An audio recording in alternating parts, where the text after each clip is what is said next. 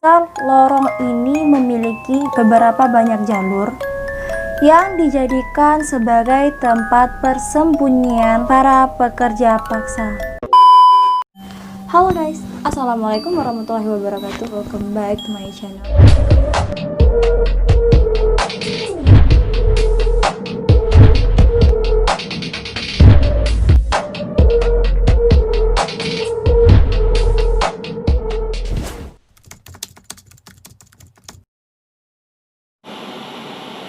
Video kali ini adalah video yang berbeda. Kenapa berbeda? Karena hari ini adalah video cermis. Apa itu cermis? Cerita seputar misteri. Jadi di video kali ini kenapa aku pengen banget buat video tentang cermis ini? Karena sebelumnya aku minta maaf sama teman-teman semuanya karena udah beberapa minggu ini aku nggak upload video. Karena aku beberapa minggu belakangan ini aku sering sibuk, jadi aku nggak sempet buat videonya.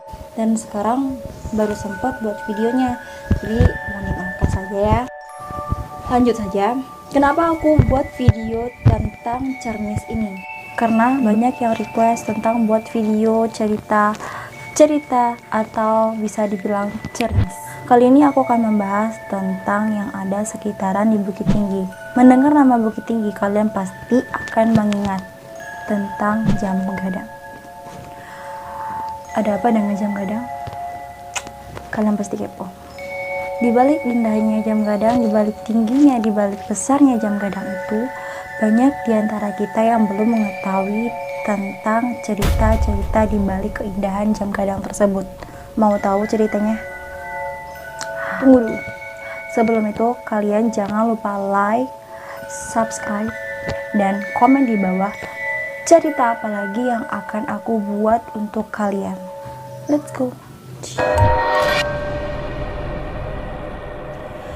Seperti yang kita ketahui, di setiap kota, terutama kota besar yang berada di Indonesia, pasti memiliki landmarknya masing-masing. Contohnya seperti Malioboro yang berada di Yogyakarta dan Monas yang berada di Jakarta.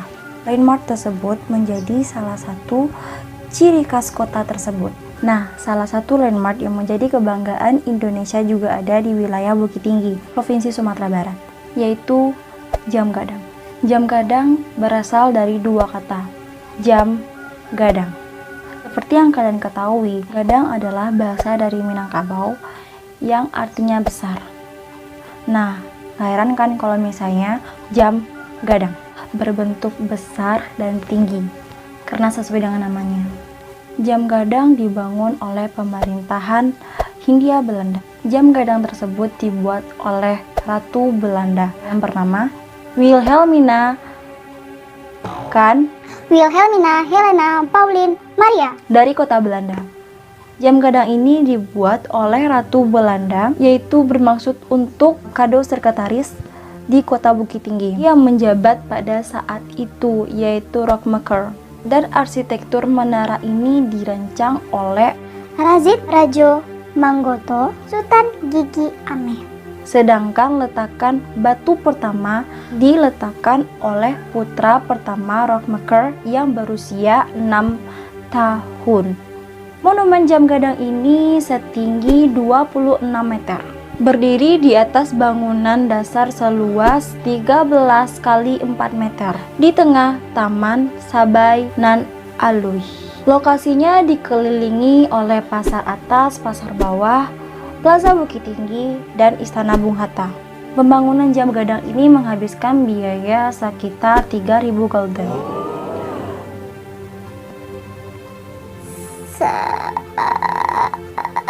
Banyak apa itu?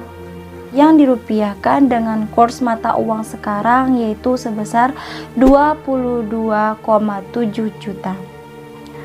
Karena dibangunnya pada abad yang lalu, sehingga biaya yang sebesar itu terbilang fantastik pada waktu itu. Jam Gadang selesai dibangun pada tahun 1926.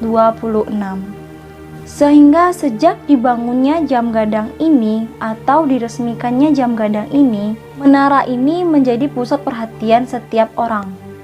Dan itu pula lah jam gadang ini menjadi sebagai penanda atau markah tanah dan juga titik nol kota Bukit Tinggi.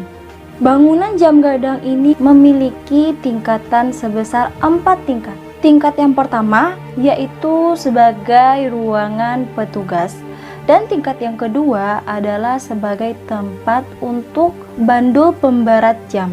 Tingkat ketiga, ruangan ini merupakan tempat jam mesin berada. Dan tingkat keempat adalah tingkat yang paling puncak, yaitu tempat di mana lonceng jam tersebut diletakkan. Pada bagian lonceng tersebut tertera nama pabrik pembuatan lonceng tersebut, yaitu Fortman Rillinghausen. adalah nama belakang pembuat jam tersebut, yaitu Bernhard Fortman. maaf guys kalau misalnya salah-salah. Sedangkan Ringhausen adalah nama kota di Jerman yang merupakan tempat memproduksinya mesin jam tersebut. Mesin yang diberi nama Brixlion hanya 2 unit di dunia saja, yaitu mesin tersebut berada di jam gadang dan Big Ben. Sistem yang bekerja dalam menggerakkan jam tersebut secara mekanik adalah menggunakan 2 bandul besar yang saling menyeimbangkan satu sama lain. Sistem tersebutlah yang membuat jam tersebut berfungsi selama bertahun-tahun tanpa menggunakan sumber energi apapun. Nah, karena usianya yang cukup tua, jam gadang memiliki berbagai cerita, terutama cerita misteri. Nah, baru deh kita masuk ke cerita misterinya. Let's go. Lorong bawah tanah. Tidak banyak yang mengetahui kalau jam gadang juga memiliki lorong bawah tanah. Lorong tersebut dibangun oleh pekerja paksa atau alias Romusa pada masa penduduk Jepang, sehingga disebut dengan lubang Jepang. Jika ditelusuri lebih dalam, lubang Jepang ini menuju ke arah Ngarai Siano. Ngarai Siano adalah ngarai yang cukup terkenal yang berada di perbatasan kota Bukit Tinggi dan Fort de Kock. kalau salah mohon maaf ya. Kemungkinan besar lorong ini memiliki beberapa banyak jalur yang dijadikan sebagai tempat persembunyian para pekerja paksa. Hal yang mengerikan, pada saat kita memasuki lorong tersebut, kita akan menjumpai banyak sekali tengkorak-tengkorak yang berserakan. Diduga korban pekerja paksa atau Romusa untuk membangun menara ini. Proses dalam pembangunan jam gadang ini pertama kali hanya menggunakan bahan-bahan seperti pasir, putih telur, dan kapur. Proses pembangunan jam gadang ini dibangun oleh 2 arsitektur yang bernama Sultan Gigi Ameh dan Yazin. Seperti yang aku ceritakan tadi, jam gadang ini merupakan sebagai hadiah dari Ratu Belanda untuk sekretaris kota Bukit Tinggi pada saat itu, yaitu yang bernama Rob McCall.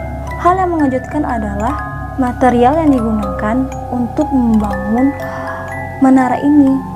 Pasalnya, jam gadang ini tidak menggunakan penyanggal seperti semen ataupun pangkal besi, melainkan hanya menggunakan pasir putih, kapur, dan putih telur sebagai perekatnya. Sejak pertama kali dibangunnya jam gadang ini, jam gadang telah mengalami perubahan, khususnya bagian atapnya, yaitu yang awalnya seperti atap menara yang berbentuk bulat dan dengan patung ayam yang menghadap ke timur. Pada masa penjajahan Jepang, atap jam gadang ini direnovasi dan diubah membentuk seperti panggoda atau kelenteng. Kemudian setelah Indonesia merdeka, baru atap menara tersebut diubah menjadi gaya bergelonjong seperti adat Minangkabau sekaligus menjadi simbol atau suku Minangkabau. Selanjutnya misteri angka 4. Kalau kalian berada di Bukit Tinggi atau mengunjungi Bukit Tinggi, pasti ada yang aneh dengan jam tersebut. Kenapa? Karena bentuk angka 4 dari jam tersebut berbeda dari angka huruf Romawi yang kita tahu. Waktu aku pergi ke Bukit Tinggi, aku juga mikir-mikir gitu loh guys. Kenapa jam Bukit Tinggi angka 4-nya itu berbeda dari huruf Romawi yang kita tahu gitu kan. Seharusnya kan nggak seperti itu gitu. Aku juga tanya-tanya juga kan. Tapi biasanya ya kalau angka 4 tuh kan dituliskan seperti ini. Kenapa seperti ini gitu kan? Kenapa kalau misalnya angka yang lain kan juga bisa dipakai seperti angka 4 yang biasanya yang kita ketahui gitu kan? Dan kenapa nggak seperti ini? Kenapa harus seperti ini gitu kan? Atau ada sesuatu di balik angka yang dibuat seperti ini? Banyak rumor yang beredar yang mengatakan angka seperti ini menandakan sebagai penunjuk jumlah korban yang menjadi tumbal pembangunan jam gadang ini. Ada juga yang mengartikan angka 4 tersebut adalah 4 orang pekerja membangun jam gadang ini meninggal setelah pembangunan jam gadang ini selesai. Nah, itulah beberapa misteri yang berada di jam gadang tersebut. Bagi kalian yang tahu tentang cerita dari angka 4 tersebut, selain cerita yang aku sebutkan tadi, kalau kalian tahu, coba kalian komen apa cerita yang kalian tahu. Oke guys, sekian dulu video aku. Kalau kalian suka dengan video ini, kalian jangan lupa like, subscribe, dan komen di bawah video cerita apa lagi yang akan aku buat di video selanjutnya. Dadah. Oh iya guys, aku lupa. Jangan lupa follow akun IG aku yaitu Afrifresta. Oke?